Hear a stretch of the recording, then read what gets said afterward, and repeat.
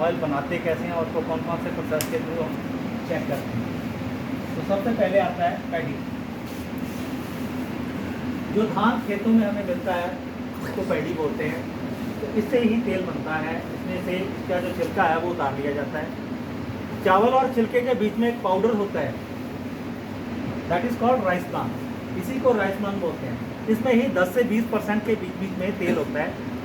इसी में थोड़ा सा ज़्यादा भी होता है, 25% भी हो जाता है। सो इसका एक्सट्रैक्ट करने के लिए हम क्या करते हैं, इसको सॉल्वेंट में लेके जाते हैं।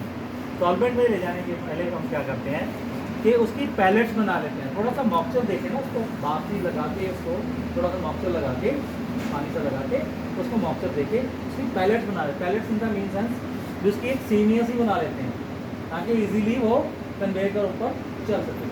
पाउडर को डालेंगे तो कन्वेयर के ऊपर चल नहीं पाएगा, उसमें अगर कोई प्रॉपर एक्सटेंड करेंगे तो नहीं हो पाएगा। इसलिए हम क्या करते हैं, उसकी पैलेट्स बना लेते हैं, सीमियस ही बना लेते हैं। दानेदार। तो सेमिया सी जो आगे सॉल्वेंट तक जाती हैं तो उस पर हम सॉल्वेंट स्प्रे करते हैं। सॉल्वेंट स्प्रे करने के बाद क्या होता है कि सॉल्वेंट उसको एक्सट्रैक्ट करके अपने साथ लेके नीचे चला जाता है, ऑयल उसमें से निकल जाता है और उसमें से जो खाली बच जाता है उसको DOC बोलते हैं, डी ऑयल केक, जी जो कैटल फीड में यूज़ होता है। जी।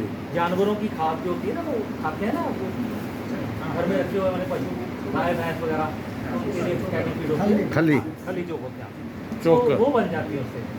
उसमें बहुत रिच प्रोटीन होता है, बहुत अच्छी चीज़ है वो जानवरों की। तो वो वहाँ पे चली जाती है और उसके बाद जो हमने तेल निकाला उसमें सॉल्वेंट भी है, उसको माइसीला बोलते हैं। माइसीला को एक्सट्रैक्ट करके क्या करते हैं कि हम एकोनाइजर में डाल के थोड़ा सा उसमें भाप सी बना के वो जो सॉल्वेंट है उसको अलग निकाल लेते हैं। उससे तेल जो है वो अलग निकल जाता है, that is called crude rice bran oil. इसको हम कच्चा तेल बोलते हैं। Crude oil. अब इसमें बहुत इम्प्योरिटीज़ हैं, उसको वाइप आउट करने के लिए, निकालने के लिए फाइनली रिफाइनरी में जाएंगे। तो रिफाइन करने के लिए हम सबसे पहला प्रोसेस है हमारा, तो इसमें गम्स होती है। सबसे पहली जो चीज़ होती है इसमें डीगमिंग करते हैं। डीगमिंग हम उसमें थोड़ा सा एंजाइम और वाटर लगाकर उसको प्रोसेस करते हैं तो उसमें से गम्स रिमूव हो जाती हैं। उसका वाया प्रोडक्ट है ये वाली गम्स। आफ्टर दैट उसको हम ब्लीच करते हैं, थोड़ी सी स्पेंट अर्थ और कार्बन लगाकर थोड़ा सा टेम्परेचर बढ़ाकर एक एजिटेशन देते हैं एक बॉल में। तो उस पर क्या होता है, ब्लीचिंग हो जाती है, थोड़ी सी इम्प्योरिटीज निकल जाती है और थोड़ा सा कलर डिटेक्ट हो जाता है, डिटेक्शन हो जाती है। तो उसका जो बायो प्रोडक्ट है वो फिल्टर में लगा रह जाता है। जो स्पेंट हमने अर्थ डाली थी, स्पेंट अर्थ और कार्बन, वो फिल्टर में लगी रह जाती है। तेल जो है पास आउट होकर आगे निकल जाता है, वो बायो प्रोडक्ट है ये वाला स्पेंट अर्थ। तो उसके बाद क्या करते हैं, हम उसको डीवैक्स करते हैं। इसमें वैक्स होती है, जैसे कहते हैं कि वैक्स होगी तो तेल जम जाएगा ना, तो उसको जमने ना देने के लिए हम उसमें से वैक्स निकाल देते हैं। तो उसको क्या करते हैं, ठंडा करते हैं कैस्टलाइजर में डाल के। जो कड़ाहा मतलब होता है, चैम्बर होता है, तो उसमें कैस्टलाइजर में डाल के उसको ठंडा करते हैं। तो चिल्लर लगाकर उसमें से ये उसका बायो प्रोडक्ट है जो फिल्टर्स के थ्रू निकालते हैं। फिल्टर्स में जो है वैक्स ये रह जाती है और तेल जो है आगे पास आउट हो जाता है। उसके बाद हम उसको हाई टेम्परेचर पे लेके जाते हैं पोस्ट डीओ करने के लिए। डिओराइज करने के लिए हम उसको हाई टेम्परेचर पे लेके जाते हैं। तो उसमें हाई टेम्परेचर ले जाने का मतलब होता है कि उसमें फैटी ज़्यादा होती है, क्योंकि फैट ज़्यादा होती है ना उसमें, तो उसको FFA ज़्यादा होने के कारण उसको FFA को निकालने के लिए उसको हाई टेम्परेचर पे लेके जाके उसमें से ये फैटी रिमूव कर देते हैं। वेपर्स बन के फैटी रिमूव हो जाती है, तेल हमारा आगे पास आउट हो जाता है। तब यहीं पे प्रोसेस नहीं बंद होता है, उससे आगे हम क्या करते हैं कि इसमें थोड़ा सा और अभी वैक्स रह जाती है ताकि तेल हमारा जमे नहीं। 10-12 डिग्री टेम्परेचर पे लेके आगे नीचे ले आते हैं, 10-12 डिग्री टेम्परेचर पे 8 और 10 के बीच में। तो वहाँ पे हमारे उसकी रिफाइंड वैक्स निकाल देते हैं, टेम्परेचर ठंडा करके उसको तेल को कैस्टाइज में फिर दोबारा लेके। तो वहाँ पे जो है हमारी डीओ वैक्स निकल जाती है।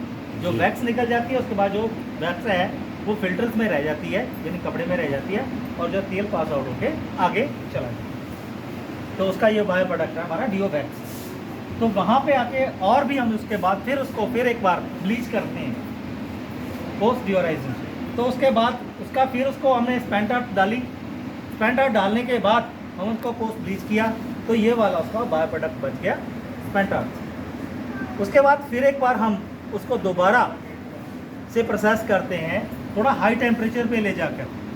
हाई टेम्परेचर पे ले जाने का मतलब होता है कि उसमें अभी थोड़ा सा एफ और ज़्यादा थोड़ी सी ज़्यादा ही होती है, उसको भी कम करने के और एफ से निकालने के लिए उसको हम करते हैं हाई टेम्परेचर पे लेके जाते हैं ताकि उसकी फैटी रिमूव हो जाए। तो उसका जो बाय प्रोडक्ट है वो मैंने पहले बताया वही वाली है फैटी एसिड्स। ये हमारे सोप बनाने के और शैम्पू बनाने के काम आती है, खाने के काम नहीं आती। तो ये हमारे पास उसके बाद जो बच जाता है वो हमारा फाइनल प्रोडक्ट है। This is rice bran oil, जिसके जन्मदाता है डॉक्टर AR शर्मा, जो हमारे यहाँ के CMD हैं।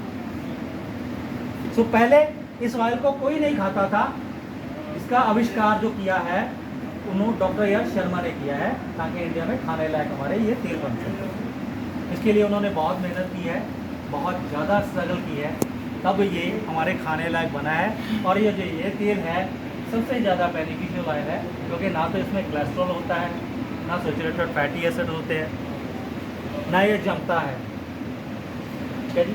और इसमें सबसे बड़ी चीज़ जो है हम कहते हैं कि इसमें गामा ओरिजिनल होता है, क्योंकि और किसी तेल में ओरिजिनल नहीं होता है, सिर्फ एक राइस ब्रान ऑयल है जिसमें गामा ओरिजिनल होता है।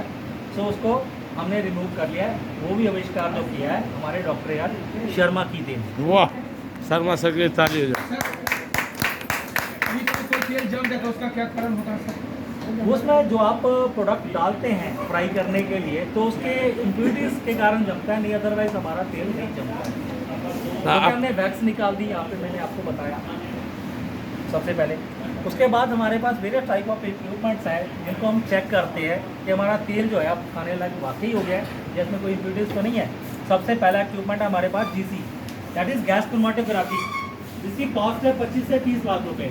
उससे आगे आ जाते हैं, इसी में हम ट्रांसफैट चेक करते हैं और इसमें इम्प्यूरिटीज चेक करते हैं कोई किसी ने मिक्स तो नहीं किया हुआ तेल, क्योंकि हम यहाँ से नहीं अकेला बनाते, कुछ तेल हम बाहर से क्रूड ऑयल चेंज परचेज करते हैं ताकि कोई बेईमानी ना करे, उसमें कोई और तेल सस्ते वाला ना मिलाते हमको बेच दे।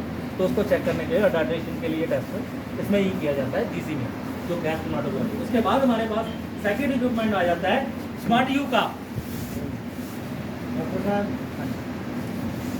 स्पेक्ट्रोफोटोमीटर। इसमें हम TBH के ओरिजिनल पी कंटेंट्स सभी चीज़ें चेक करते हैं। उसके बाद हमारे पास इधर से आते हुए ये सॉलिडेटर्स हैं, उसके बाद ये मेन बैलेंस है।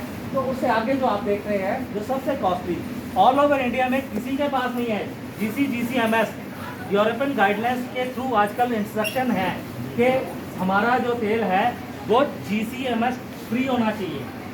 GCMS का मतलब है कि हमारे पेस्टिसाइड मेडिसिन स्प्रे करते हैं ना धान के ऊपर, तो उसका कोई साइड इफेक्ट तो नहीं है, उसको रिमूव किया है कि नहीं किया नहीं, तो उसके गाइडलाइंस हमारे पास आती हैं। तो उसके थ्रू जो उसको चेक करने के लिए उसकी कॉस्ट जो है 1 से 1.5 करोड़ के बीच में है। उसके सामने जो मशीन पड़ी है वो टॉप 300 है, वो इम्प्यूरिटीज चेक करती है कि क्रूड ऑयल में कोई इम्प्यूरिटीज नहीं। उसके बाद जो इधर वाली मशीन है उसको टिंडोमीटर बोलते हैं। तो इसमें आप आपकी कलर डिटेक्शन देख रहे हैं। तो काइंडली हम आपको अंदर तो नहीं ले जा पाएंगे, आपसे बाहर रिक्वेस्ट है कि आप बाहर से मशीनों को दोनों को देख सकते हैं।